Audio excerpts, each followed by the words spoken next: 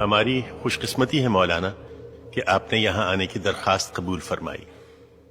آپ کی 12 کتابیں اس وقت بھی میری میز پر موجود ہیں اور میں نے ان سے اس کیس میں بہت رہنمائی لی ہے۔ یہ فرمائیے کہ شرعی نقطہ نظر سے کیا ایک مسلمان لڑکی کا غیر مذہب میں نکاح جائز ہے؟ اہل کتاب میں جائز تو ہے، لیکن ایسا نہ ہو تو بہتر ہے۔ وضاحت فرمائیے گا۔ ناپسندیدہ ہے خدا کی نظر میں، لیکن ناپسندیدہ تو شراب پینا بھی ہے، جھوٹ بولنا بھی ہے۔ ہم شرابیوں کو یا جھوٹوں کو اسلام سے خارج تو نہیں کر دیتے۔ اس بچی کے بیان کی جو نقل آپ نے مجھے عنایت کی تھی، میں نے اسے بہت غور سے پڑھا ہے۔ اس کیس میں تو جائز ناجائز کا سوال ہی پیدا نہیں ہوتا، کیونکہ یہ لڑکی تو مسلمان ہی نہیں ہے۔ کیا فرما رہے ہیں مولانا آپ؟ اس کے باپ کا نام حسین شاہ ہے، سید ہیں۔ بس کیا صرف نام مسلمانوں والا ہونا کافی ہے؟ عیسائیوں کے ملک میں پیدا ہوئی، عیسائی عورتوں نے اس کی تربیت کی، نام عیسائیوں والا رکھا گیا، باپ نے بغیر شادی کے اسے مائیں لا کے دی، اور آپ اس پر یہ الزام لگا رہے ہیں کہ یہ غیر اسلامی کام کر رہی ہے۔ سبحان اللہ!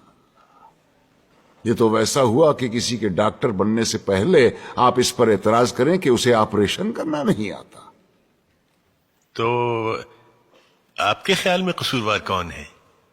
ایک ہیں اس بچی کے والد صاحب، اور دوسرے ہیں ایک محترم مولانا صاحب، جنہوں نے اسلام کی ایک نہایت غلط تصویر دکھا کے اس بچے کو جذباتی کیا اور اسے ثواب کا لالچ دے کے اس سے گناہ کروایا۔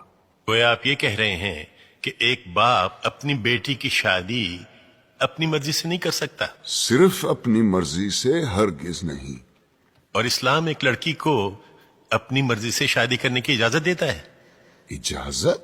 حق ہے اس کا، پیدائشی حق۔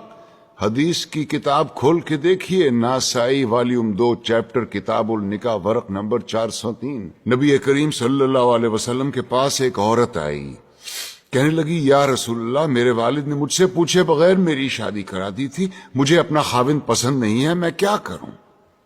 ایک لمحے کا توقف کیے بغیر آپ نے فرمایا میں ابھی تمہارا نکاح ختم کیے دیتا ہوں۔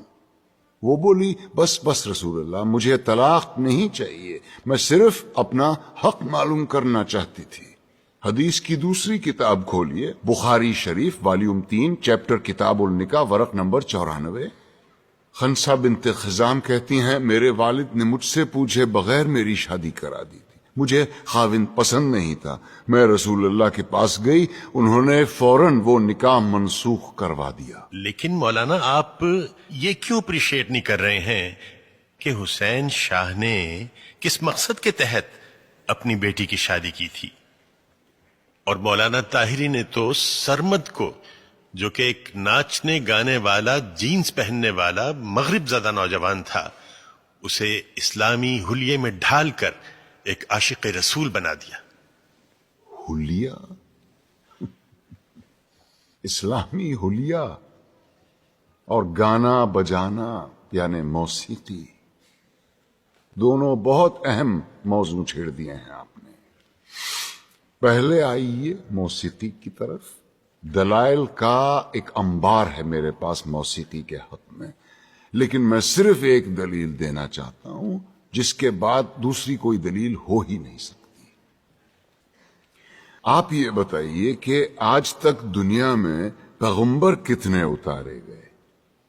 جی 1,24,000۔ اور ان 1,24,000 میں سے کتابیں کتنوں پہ نازل ہوئیں؟ جی صرف 4 پر۔ گویا یہ تو طے ہو گیا کہ یہ 4 باقی 1,23,996 پیغمبروں سے زیادہ برگزیدہ ہیں۔ بے شک ان چاروں کو اللہ نے معجزے عطا کیے. حضور کا سب سے بڑا معجزہ قرآن شریف. موسیٰ کو اس قابل بنایا کہ وہ لاٹھی سے دریا کے 2 ٹکڑے کر دے. عیسیٰ کو یہ طاقت دی کہ وہ مردے کو دوبارہ زندہ کر دے. اور داؤد کو کیا دیا؟ موسیقی. ایسی سریلی آواز اور راگوں اور سازوں پر اتنا عبور کہ سر لگائیں تو پہاڑ ساتھ گانے لگے. دنیا جہان کے پرندے مدہوش ہو کے آواز کی جانب کھنچے چلے آئیں. زبور اٹھا کے دیکھیے، یہ تک لکھا ہے کہ کن راگوں سے اور کن سازوں پہ گا کے حضرت داؤد الصلاۃ السلام نے خدا کی حمد و ثنا کی. کیا یہ ممکن ہے کہ خداوند کریم اپنی تعریف سننے کے لیے ایک حرام چیز کا انتخاب کرے اور اپنے ایک برگزیدہ پیغمبر کو حرام چیز معجزے میں دے؟ کیا یہ ممکن ہے کہ نبی کریم صلی اللہ علیہ وسلم موسیقی کو حرام بھی سمجھیں اور حضرت عائشہ رضی اللہ عنہا سے یہ بھی پوچھیں کہ برات جس قبیلے میں گئی ہے وہ انصار ہیں اور انصار موسیقی کے بہت رسیا ہوتے ہیں، کیا تم نے برات کے ساتھ کچھ گانے والیاں بھی بھیجی ہیں یا نہیں؟ کیا یہ ممکن ہے کہ وہ موسیقی کو حرام بھی سمجھیں اور ابو موسیٰ اشعری کی قرت سے خوش ہو کر اس سے یہ بھی کہیں کہ لگتا ہے تمہارے گلے میں تو داؤد کا ساز رکھ دیا گیا ہو؟ اب آئیے حلیے کی طرف. آپ نے کہا جینس زدہ نوجوان یا اسلامی حلیہ. افسوس، صد افسوس، ہم نے معاشرت اور مذہب کو آپس میں کیسا گڈ مڈ کر دیا ہے.